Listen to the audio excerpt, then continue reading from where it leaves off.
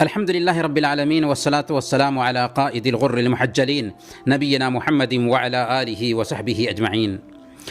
محترم ناظرین، السلام علیکم ورحمۃ اللہ وبرکاتہ. لاک ڈاؤن کے اس رمضان کو زندگی کا سب سے بہتر رمضان کیسے بنائیں؟ پچھلے ایپیسوڈ میں ہم نے بتایا تھا کہ ہمیں چاہیے کہ سچی توبہ کریں، ٹال مٹول نہ کریں، ابھی توبہ کریں. اس سلسلے میں دوسرا پوائنٹ یہ ہوگا کہ ہمیں چاہیے کہ ہم اللہ رب العالمین سے دعا کریں. اللہ رب العالمین سے دعا کریں کہ وہ ہمیں رمضان کا مہینہ نصیب فرمائے اور اس مہینے میں قیام و صیام کی توفیق عطا فرمائے، کیونکہ رمضان کو پا لینا اور اس میں عبادتوں کی توفیق حاصل کر لینا بہت بڑی نعمت ہے. سنن ابن ماجہ کی روایت ہے، اللہ کے نبی صلی اللہ علیہ وسلم کے زمانے میں بنو خداعہ کے دو شخصوں نے بیک وقت اسلام قبول کیا. ان میں سے ایک نے شہادت پالی جبکہ دوسرے نے 1 سال بعد وفات پائی. حضرت طلحہ بن عبید اللہ رضی اللہ تعالی عنہ نے اخیر میں وفات پانے والے کو خواب میں دیکھا کہ وہ اپنے پہلے ساتھی سے پہلے جنت میں داخل ہو چکے ہیں. یہ منظر دیکھ کر ان کو بہت تعجب ہوا. لوگوں کو بھی حیرت ہوئی. جب اللہ کے نبی صلی اللہ علیہ وسلم سے اس کا ذکر کیا گیا تو اللہ کے نبی صلی اللہ علیہ وسلم نے فرمایا، من ای ذالک تعجبون، تمہیں کس بات پر تعجب ہو رہا ہے؟ الیس قد مکث هذا بعده سنة وأدرك رمضان فصام وصلى كذا سجدة من السنة فلما بينهما أبعد مما بين السماء والأرض. کہ کیا ایسا نہیں ہے کہ وہ اس کے بعد 1 سال تک زندہ رہا، رمضان کو پایا، رمضان کے روزے رکھے اور پھر سال بھر اتنی رکعت نمازیں پڑھیں؟ ان دونوں کے درمیان آسمان اور زمین کا فرق پایا جاتا ہے. سبحان اللہ. اسلام میں مجاہد کا اتنا اعلیٰ مقام ہونے کے باوجود صحابی اپنے مجاہد ساتھی پر صرف اس وجہ سے فوقیت لے جا رہے ہیں کہ انہیں مزید 1 سال مل گیا، جس میں انہوں نے رمضان کو پایا، اس کے روزے رکھے، شب قدر کو پایا، اس کا قیام کیا اور سالوں بھر نمازیں پڑھی. اس لیے یہ ایام اگر ہمیں حاصل ہو جاتے ہیں تو یہ ہمارے لیے سنہری فرصت ہے. کتنے لوگ اس سال رمضان سے پہلے ہی وفات پا چکے ہیں.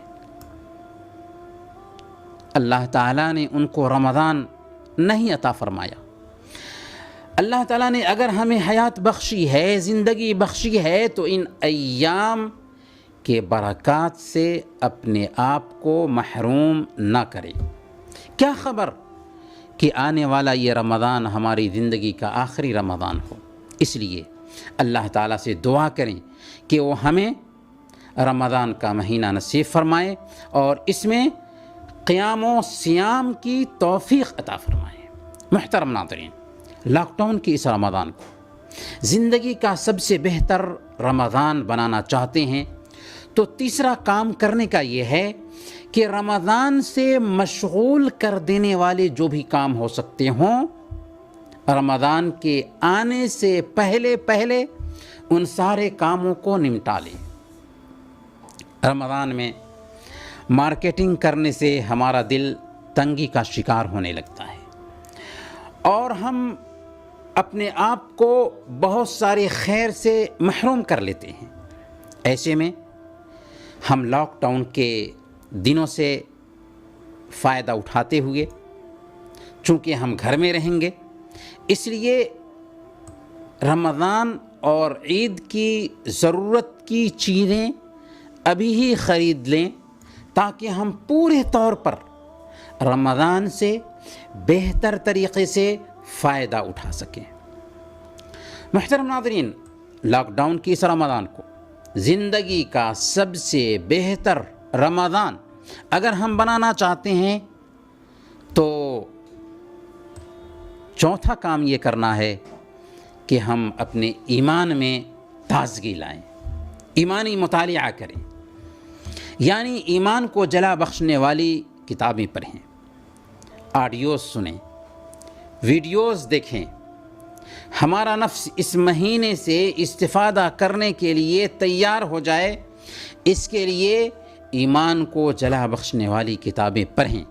دنیا کی حقیقت، موت کے اٹل فیصلے، قبر کے عذاب، آخرت کے مراحل، جنت کی نعمتوں اور جہنم کے عذاب کے بارے میں پڑھیں یا سنیں۔ کورونا وائرس بہترین سبق ہے جو ہمیں بتا رہا ہے کہ ایک چلتا پھرتا انسان بیماری کا شکار ہوتا ہے اور چند ہی دنوں میں دنیا سے گزر جاتا ہے۔ اس لیے ہم بھی اپنے آخری انجام کے بارے میں سوچیں۔ رمضان میں اللہ والوں کے جو معمولات ہوتے تھے اور کیسے ان کی زندگی میں تبدیلی آ جاتی تھی، ان کے دلوں کی جو کیفیت ہوتی تھی، اسے جانیں۔ اگر ہم اسے جانیں گے تو ہمارے دلوں میں بھی نرمی پیدا ہوگی، رقت پیدا ہوگی اور ہم اچھے طریقے سے آنے والے اس رمضان سے فائدہ اٹھا سکیں گے۔ لاک ڈاؤن کے اس رمضان کو زندگی کا بہتر سے بہتر رمضان بنانا چاہتے ہیں تو پانچواں کام یہ کرنا ہے کہ رمضان اور روزے کے فضائل و مسائل کی جانکاری حاصل کریں۔ رمضان اور روزے کے فضائل کی جانکاری حاصل کریں، کیونکہ اگر ہمیں رمضان کی اہمیت معلوم نہ ہوگی، روزے کی اہمیت معلوم نہ ہوگی تو اس رمضان سے ہم فائدہ کیسے اٹھا پائیں گے۔ اسی طرح رمضان اور روزے کے جو مسائل ہیں ان مسائل کی بھی جانکاری حاصل کریں، آڈیوز سن کر، مستند ویڈیوز دیکھ کر، مستند کتابیں پڑھ کر روزے کے احکام اور مسائل کے بارے میں جانکاری حاصل کریں۔ اسی طرح اجتماعی شکل میں اپنے گھر میں بیٹھ کر اپنے گھر کے افراد کے ساتھ رمضان اور روزے کے مسائل کو ایک دوسرے سے شیئر کریں اور کتابیں اور کیسٹس کے سننے اور پڑھنے کا اہتمام کریں۔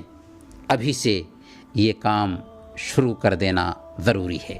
محترم ناظرین، لاک ڈاؤن کے اس رمضان کو زندگی کا سب سے بہتر رمضان بنانے کے لیے اب تک ہم نے یہ عرض کیا کہ ہم پہلے نمبر پر سچی توبہ کریں، دوسرے نمبر پر ہمیں چاہیے کہ اللہ رب العالمین سے دعا کریں کہ وہ ہمیں رمضان کا مہینہ نصیب فرمائے اور اس میں قیام و صیام کی توفیق عطا فرمائے۔ تیسرے نمبر پر رمضان سے مشغول کرنے والے جو کام ہو سکتے ہوں، رمضان کے آنے سے پہلے ان کو نمٹا لیں اور ان سے نجات حاصل کر لیں۔ اور چوتھے نمبر پر ایمان میں تازگی لائیں، ایمانی مطالعہ کریں، اور پانچویں نمبر پر رمضان اور روزے کی فضائل کی اور مسائل کی جانکاری حاصل کریں۔ اور بھی اہم پوائنٹس ہیں جن پر ہم اگلے ایپیسوڈ میں ڈسکس کریں گے۔ تب تک کے لیے اجازت دیجیے۔ وصلی اللہ علی نبینا محمد وعلی آلہ وصحبہ اجمعین۔